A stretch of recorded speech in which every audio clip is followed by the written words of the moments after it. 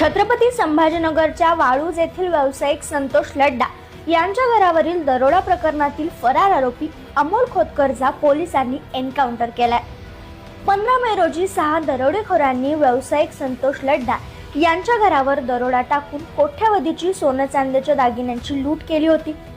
या प्रकरणी पोलिसांनी 5 आरोपींच्या मुसक्या आवळल्या होत्या।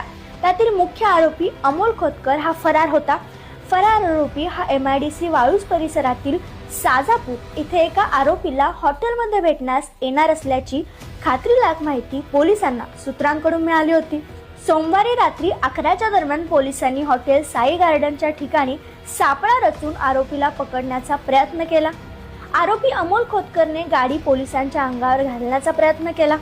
अमोल खोतकरने गोळीबार करतात अमोल खोतकरचा मृत्यू झाला।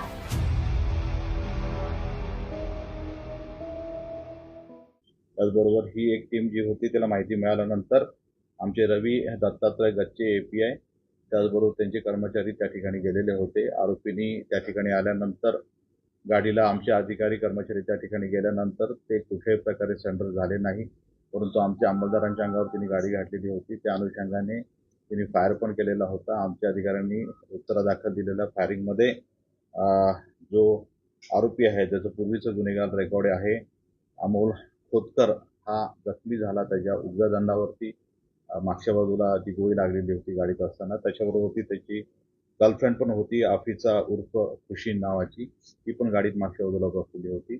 आणि त्यानंतर आमच्या अधिकाऱ्यांनी त्याला हॉस्पिटल घाटीला ॲडमिट केलेलं होतं आणि नंतर त्याला डॉक्टरांनी मयत घोषित केलेलं